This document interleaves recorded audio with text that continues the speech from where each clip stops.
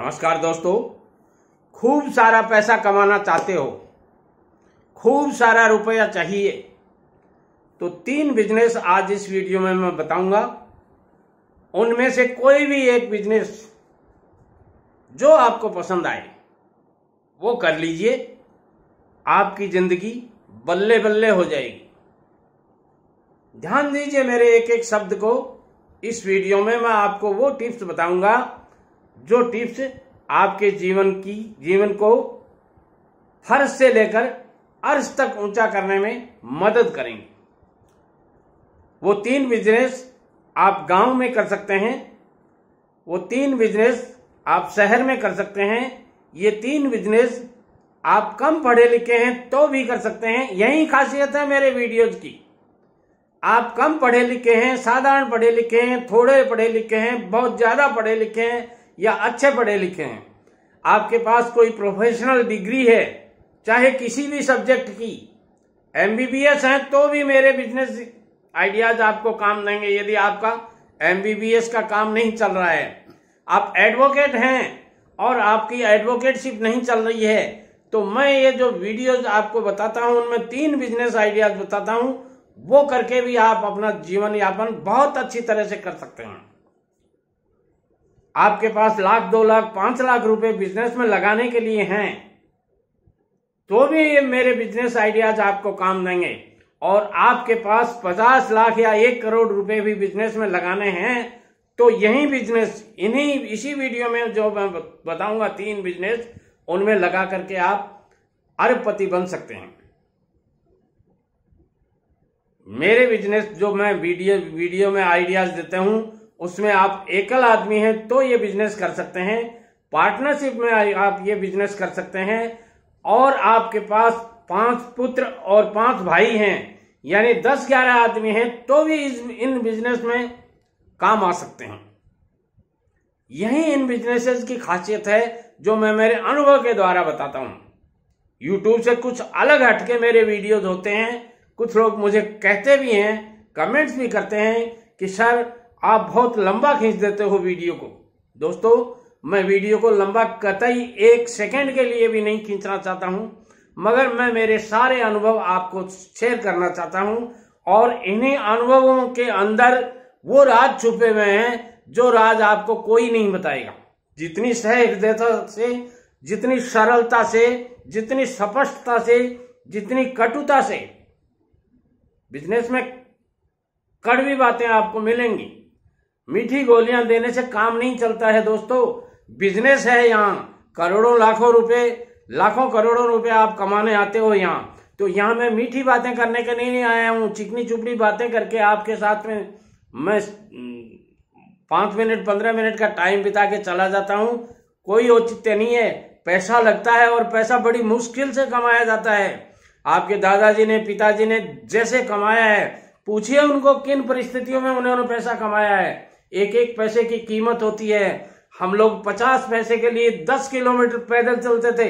ध्यान से सुनिए मेरी बात। जब मैं कॉलेज में पढ़ता था 35 पैसे रेलवे के टिकट के लगते थे मेरे गांव से कॉलेज जाने के लिए। 3 किलोमीटर पैदल चलना पड़ता था। उसके बाद में ट्रेन में बैठते थे और ट्रेन से 10 किलोमीटर का सफर करने के 35 पैसे लगते थे। उन 35 पैसों को बचाने के लिए हम पैदल आते थे शहर से सीधे गांव। समझिए हम लोगों ने कितनी मेहनत से पैसा कमाया होगा। और मैं आपको अपने बेटों की तरह समझ करके बिजनेस आइडियाज देता हूं, पैसा खोने के लिए नहीं देता हूं। चलिए शुरू करते हैं इस वीडियो को कि इसमें मैं कौन सा बिजनेस आपको बताना चाहता हूं।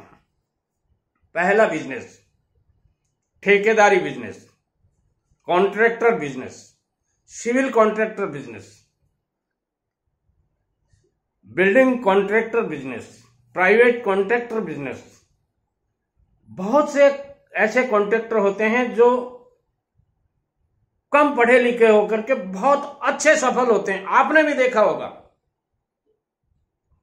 8वीं 10वीं पास हमारे टाइम के धन्ना सेठ बन गए इसी ठेकेदारी बिजनेस में। ठेकेदारी किसको कहते हैं मैंने कई वीडियोज में बताई है। ठेकेदारी उस वर्क को कहते हैं जिसमें एक व्यक्ति जो रजिस्टर्ड हो सकता है, अनरजिस्टर्ड हो सकता है, मगर किसी काम की जिम्मेदारी सारी अपनी कंडीशन नहीं, अगले की कंडीशन पे, कुछ कंडीशनें अपनी लगा सकता है, मगर सारी अगले की कंडीशनों पे काम करते हुए सारी जिम्मेदारियां अपनी लेकर के काम को संपूर्ण कर दे हुए विद इन टाइम, जो टाइम होराइजन दिया जाता है उसको ठेकेदार कहते हैं। मगर उसमें 3 बातें और होनी चाहिए। क्वालिटी अच्छी होनी चाहिए, टाइम होराइजन के ऊपर काम होना चाहिए, और as per design, drawing and specification काम होना चाहिए। ये ठेकेदारी की विशेषता है। जो वही ठेकेदार सक्सेस होते हैं जो ये सब बातें करते हैं। बहुत सी बातें हैं जो ठेकेदारी बिजनेस में आपको जाननी होती हैं। एक नहीं, हजारों नहीं, लाखों बातें हैं। कई लोग मुझे कहते हैं सर वीडियो बहुत लंबा बना देते हो। अरे बेटे, 70 साल का अनुभव क्या 7 मिनट में सुनना चाहते हो आप? नहीं मिलेगा। कैसे बता पाऊंगा मैं? इतनी बुद्धि मेरे को परमात्मा ने नहीं दी है कि मैं 70 साल के वर्क को 7 मिनट में ले आऊं। नहीं होता ऐसा। 70 साल का अनुभव जन्म से लेकर आदमी सीखता ही जाता है। अब तक भी सीख रहा हूं, आज भी सीखता हूं कुछ न कुछ। ये सारी बातें आपको तभी मिलेंगी जब वीडियो लंबा होगा। अब बात आती है कि ठेकेदारी बिजनेस में कैसे कमा सकते हो आप। किसी भी डिपार्टमेंट में जाइए आप, जिस डिपार्टमेंट में आप काम करना चाहते हैं, मेरा मतलब ठेकेदारी करना चाहते हैं। वो कौन कौन से डिपार्टमेंट हो सकते हैं? पीडब्ल्यूडी हो सकता है, पीएचईडी हो सकता है, आईजीएनपी हो सकता है, आरएसईबी हो सकता है, सीपीडब्ल्यूडी हो सकता है, और बहुत डिपार्टमेंट्स हैं। दूरदर्शन विभाग, जो आजकल दूरसंचार विभाग है, इनमें भी काफी कॉन्टेक्ट होते हैं, काफी तरह के कॉन्टेक्ट होते हैं। तो इनमें जहां जिस काम का आपको अनुभव है, नॉलेज है, फर्स्ट नॉलेज चाहिए। ठेकेदारी में आपको कोई कुछ भी कहता हो, उसकी बात को दरकिनार रख दीजिए। पहले मेरी जो बात मैं बता रहा हूं वो प्रैक्टिकली बात है कि आपको उस काम का अनुभव होना चाहिए, एक्सपीरियंस होल्डर होना चाहिए आपको। जब तक आपको जिस डिपार्टमेंट में आप ठेकेदारी करते हैं या जिस सब्जेक्ट की ठेकेदारी करना चाहते हैं उसका अनुभव नहीं हो, मत घुसिए उसमें, कतई मत घुसिए। चाहे मैं कहूं चाहे कोई और कहे आपको। यदि जब तक आपको वर्क नॉलेज नहीं है, सर्टिफिकेट अलग बात होती है, प्रैक्टिकली नॉलेज, जब तक आपको प्रैक्टिकल नॉलेज किसी वर्क का नहीं है उस वर्क में मत घुसिए आप। प्रैक्टिकल नॉलेज जब आपको है तो आप उसमें रजिस्टर्ड कॉन्ट्रैक्टर बन करके आराम से अच्छा पैसा कमा सकते हैं। अब बात आती है कि रजिस्टर्ड कॉन्ट्रैक्टर कौन से डिपार्टमेंट में बने। कोई भी डिपार्टमेंट जो मैंने उपरोक्त बताए थे, इनके अलावा भी जिसमें आप काम करना चाहते हैं वहां जाकर के आप रजिस्ट्रेशन करवा लीजिए। रजिस्ट्रेशन करवाने के लिए कौन कौन से डॉक्यूमेंट्स चाहिए वो मैंने अलग से एक वीडियो बना रखा है, उस वीडियो में आप देख लीजिए। ठेकेदार कैसे बने, पीएचडी ठेकेदार कैसे बने, पीडब्ल्यूडी ठेकेदार कैसे बने, आरएसईबी के ठेकेदार कैसे बने, सीपीडब्ल्यूडी के ठेकेदार कैसे बने, इलेक्ट्रिकल कॉन्ट्रैक्टर कैसे बने, सिविल कॉन्ट्रैक्टर कैसे बने, ऐसे काफी वीडियोस बना रखे हैं। आप मेरी चैनल पे की प्ले लिस्ट में जाकर के देख सकते हैं। दूसरा बिजनेस। अच्छा, अब बात आते हैं ठेकेदारी बिजनेस में प्रॉफिट कितना होता है। मैं शुरू से लेकर अंत तक आज तक चैनल पे कहता आया हूं कि ठेकेदारी बिजनेस में आप यदि रातों रात करोड़पति बनना चाहते हैं, रातों रात आप अरबपति बनना चाहते हैं, मत आइए इस बिजनेस में। तभी आइए जब आप धीरे धीरे, हमारे पिताजी कहते थे गाछिया गाछिया खाने से पेट भरता है बेटा। यदि आप एक साथ रोटी ठूंस लोगे अटक जाएगी। तो आप थोड़ा थोड़ा करके प्रॉफिट बचा करके अच्छे ठेकेदार बन सकते हैं। निश्चित रूप से आप करोड़पति भी बन सकते हैं, मगर थोड़ा थोड़ा वर्क करके, शुरुआत करके, धीरे से शुरुआत करके या थोड़े से वर्क से शुरुआत करके ठेकेदारी बिजनेस में आइए। बहुत ज्यादा पैसा लगाने की जरूरत नहीं है। बहुत ज्यादा यदि पैसा लगाएंगे और कहीं आप देखिए, मैं काफी बार अपने वीडियोज में कहता हूं कि 90% ठेकेदार फेल होते हैं। ध्यान से सुनिए, कड़वी लगेगी बातें, मैंने पहले भी कही थी आपको वीडियो में, कटु सत्य बोलता हूं मैं। आने वाले 3 साल में 90% ठेकेदार फेल हो जाते हैं। केवल बचते हैं 10%। 10%, उन 10% में से 2%, 1% ठेकेदार ए क्लास कॉन्ट्रैक्टर बन जाते हैं। बाकी के 2% बी क्लास ठेकेदार बन जाते हैं और 3%, लगभग 3% ठेकेदार सी क्लास बन जाते हैं और बाकी के डी क्लास में रह जाते हैं। ये स्थितियां हैं।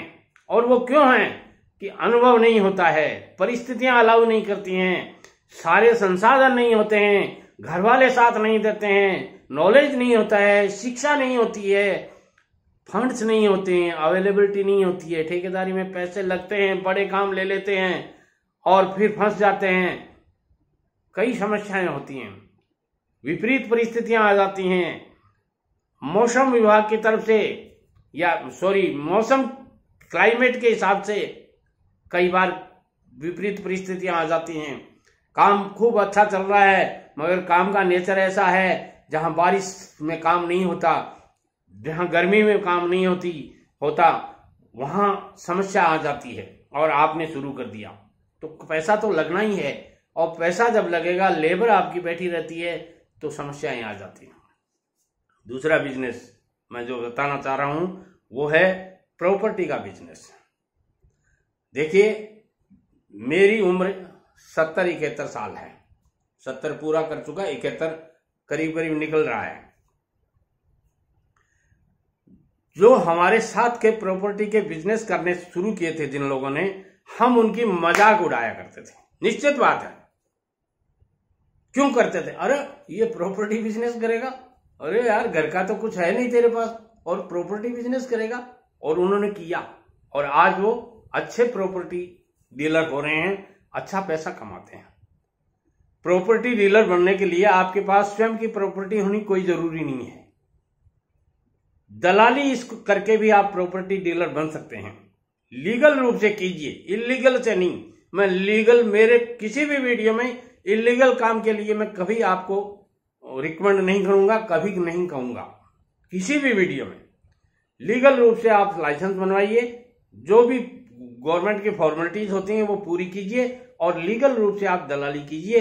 दलाली में आपको करना क्या है, इधर 10 प्रॉपर्टीज हैं सॉरी, उनको आपको देख करके पूरा उनका बायोडाटा लेके, आजकल तो साधन है, वीडियो वगैरह बना लीजिए, पूरी डिटेल ले लीजिए, अगले को पूछ लीजिए कितने में बेचनी है और दूसरा जो ग्राहक है उसको बताइए इतने में ये प्रॉपर्टी मिल रही है, इसमें मेरी ये दलाली होगी, ध्यान से सुनिए, मेरा ये कमीशन होगा।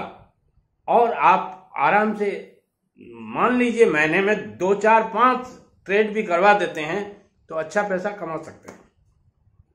बहुत अच्छा धंधा है, पढ़े लिखे लोगों का धंधा है, थोड़ा रिस्क लेने वाले का धंधा है और थोड़ा बातूनी, यानी बातूनी का मतलब है बोलना अच्छी तरह से आता हो, बातूनी का मतलब फालतू की बकबक नहीं, बोलने का सही तरीका हो, प्लेसमेंट जिसका प्रस्तुतिकरण बहुत अच्छा हो, उस आदमी के लायक ये बिजनेस है। क्योंकि किसी को बातों बातों में सही बात बताना और बात को सही तरीके से पेश करना, ये प्रॉपर्टी डीलर की एक विशेषता होती है। बढ़ा चढ़ा के बताना मैं नहीं कहता, मगर जितना है उसका प्रस्तुतिकरण भी तो सही होना चाहिए। जिसको सही प्रस्तुतिकरण नहीं करना आता वो इस बिजनेस में सफल नहीं होता। तीसरा बिजनेस आइडिया मैं बता रहा हूं आपको, वो है बिल्डिंग मटेरियल का बिजनेस। जी हाँ दोस्तों, आजकल गांवों में, शहरों में, सड़कों पर दुनिया भर के काम निकलते हैं।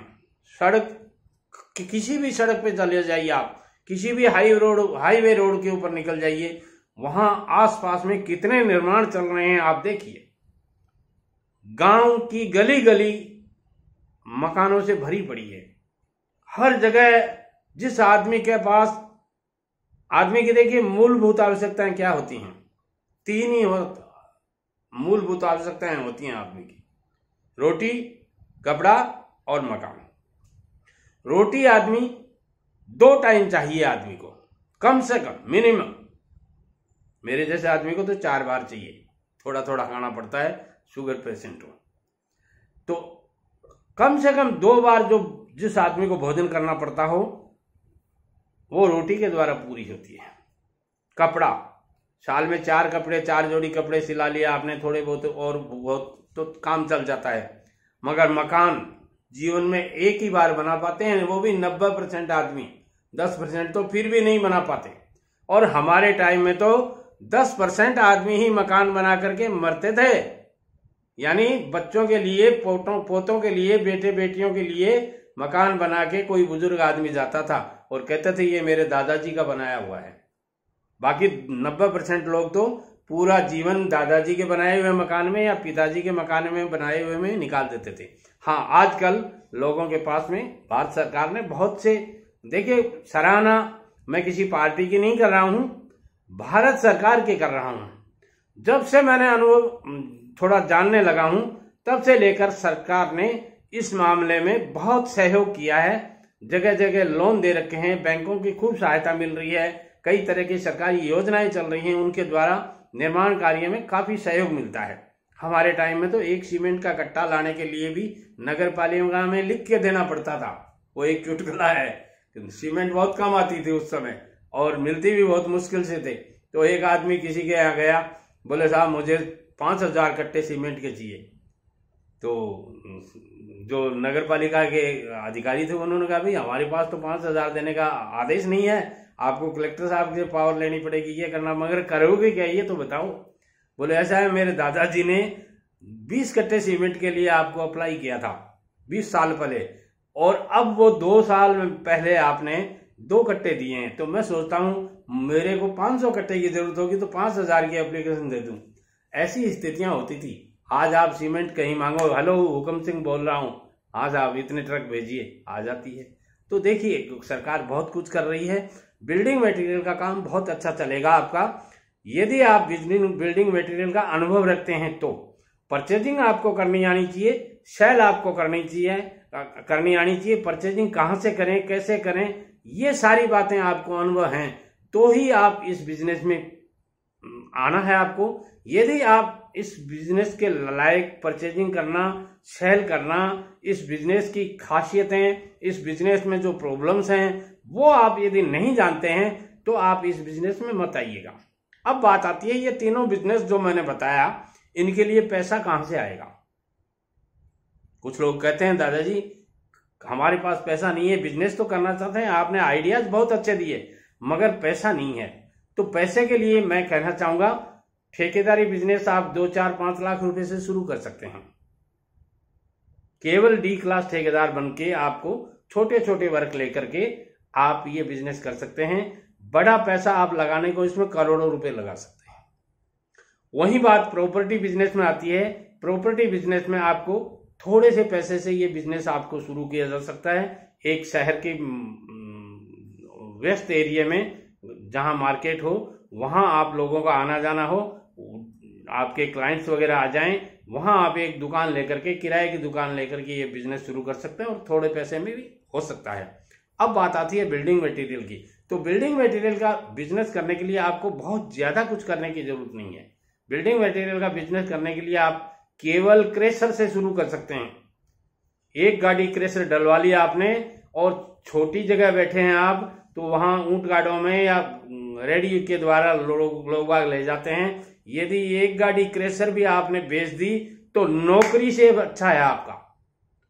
साथ में इसके ब्रिक्स वगैरह डलवा लिया आपने, आपके पास व्यवस्था होगी तो ब्रिक्स वगैरह भी आप अच्छा पैसा देती है आपको। और धीरे धीरे आप मान लीजिए सीमेंट वगैरह या स्टोन वगैरह या जो कुछ बिल्डिंग मटेरियल में जो जो आइटम्स होते हैं, एक नहीं हजारों आइटम होते हैं, धीरे धीरे आप बढ़ाते जाइए और आपका बिजनेस चलने लग जाएगा, अच्छा पैसा कमा सकते हैं। ये बिजनेस कभी आपको धोखा नहीं देंगे, मैं गारंटी के साथ कहता हूं। 2 रुपए किलो सरिया था, 2 रुपए 1 रुपए 80 पैसे किलो सरिया। कब? 1975-76 में। मैं जब कॉन्ट्रैक्टर महोदय के यहाँ सर्विस करता था, उस समय 1 रुपए 80 पैसे किलो सरिया था। ध्यान दीजिए मेरे शब्दों को। और आज वो सरिया क्या भाव है थोड़ा मार्केट में पूछ लेना, कान खिसके नीचे आ जाएंगे। पड़े बढ़ गया। तो यही हालत इन मटेरियल्स में है। इन बिजनेस में जिन ठेकेदारों ने मशीनरीज खरीदी थी, वो मशीनरीज पड़ी यानी काम करते करते उनकी वैल्यू बढ़ गई। अब लोग कहते हैं डेप्रीसिएशन आ गया, उसमें ये आ गया, वो गया। अरे डेप्रीसिएशन उसके लिए लागू होता है जिस आदमी को बेचनी होती है।